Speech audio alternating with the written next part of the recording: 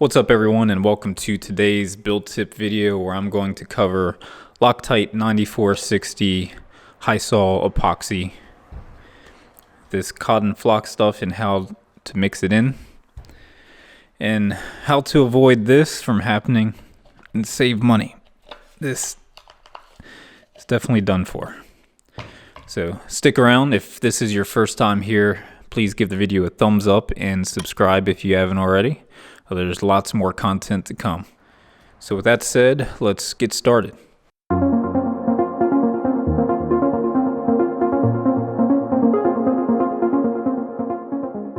So here we have two cans. The first can is the resin, and the second can here is the hardener.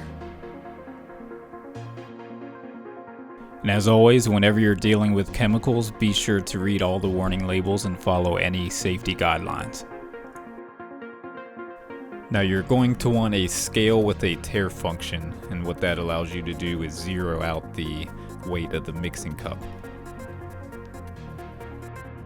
Once you got that zeroed out, you can start bringing in the resin or the hardener into the cup.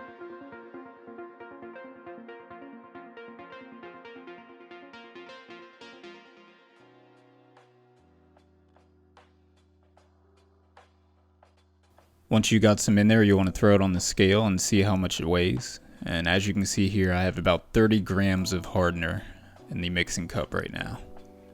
So since we have 30 grams of hardener in there, we'll want to put 30 grams of resin in there so it equals to 60 grams total.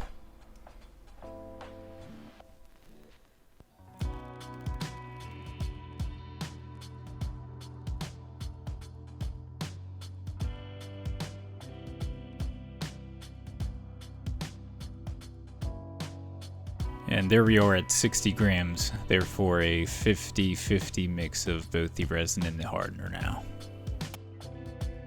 With that done, we can go ahead and start mixing the two together.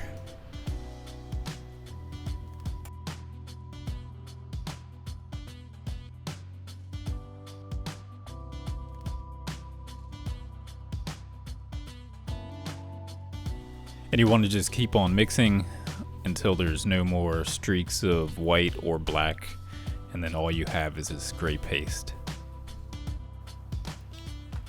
Now as you can see here, the paste is very runny right now, so we're going to have to fix that.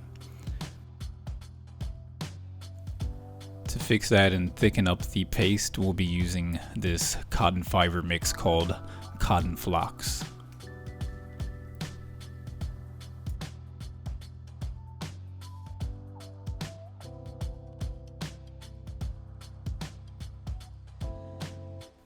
So you want to just slowly add a little bit of the cotton flocks at a time and mix it in until the paste is no longer runny like it was.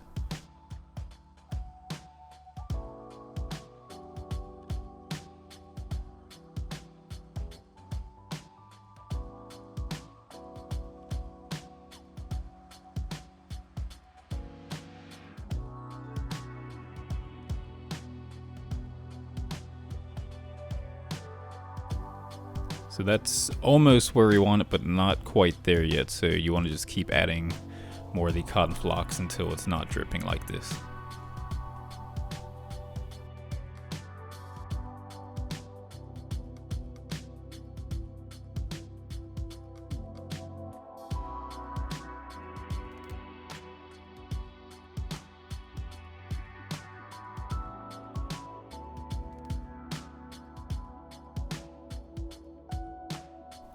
And there we go, that's about right where you want it, where it's just hanging off the stick like that and not really dripping. So now that you have that all mixed and thickened, you're ready to go ahead and put it into your syringe and use it on your project. However, you want to do that pretty quickly. I found like after 20 to 30 minutes or so, it starts getting pretty difficult to work with and almost impossible to get any of it out of the syringe. And speaking of the syringe, I'm going to show you how you can save money by reusing it in the next section here. Now I try to keep these build tip videos not specific to KitFox, but I'm building a KitFox, so it'll likely come up in these videos on occasion. Now, in the KitFox kit, I don't know if the standard kit comes with this or if this came with the toolkit. I'll have to look into that and we'll let you know. But what happened was basically the epoxy has hardened and this is unusable now. I heard that you could use denatured alcohol to clean this out and reuse it. I tried that and I don't know if I took too long or what, but I was unable to clean it out and reuse it, and it's pretty much done for. So the kit only came with 2 of these, and same issue with the other one. It's epoxy hardened up and it's unusable now. So I went on Amazon and purchased some of these 150 milliliter syringes. They're a good bit bigger than the ones that came with the kit. But I will say that I do like these much better. I found them much easier to work with. But I did have that same issue with one of these. I think the problem I ran into with this one is I measured out 100 grams of epoxy and just didn't work quickly enough to get it out. As I was going through, it became harder and harder to push this stuff out and it became unusable and I could not get this out. So my recommendation, so when you're doing this, is to maybe, if you're just starting out, I would do between 30 and 50 grams measured out on the scale. That way you can get it out quicker and quickly get to the next step, which is using the denatured alcohol to clean it out. So what I did, I put denatured alcohol into a mixing cup and just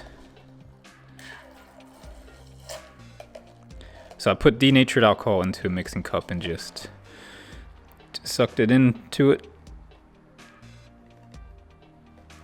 and pushed it out. Just kept doing that.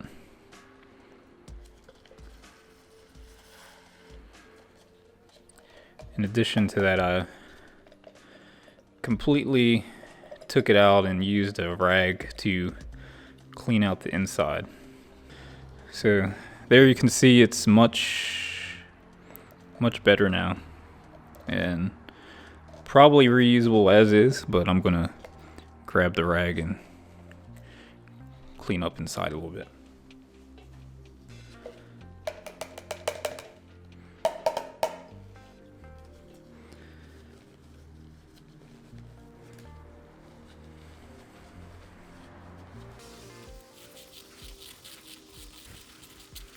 Just get it in there and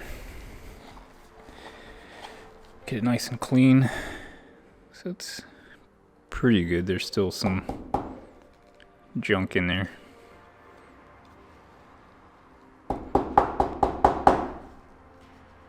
Let's throw that in there again.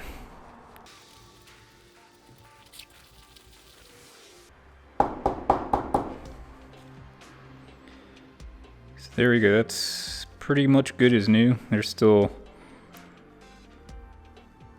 come on camera, focus. You can see there's still some junk in there, but there's enough opening to work with, so I'm gonna say that is good to be reused again. So the key is to only put as little as you can work with. If you're new and slow like me, I would only start with 30 to 50 grams of Hysol.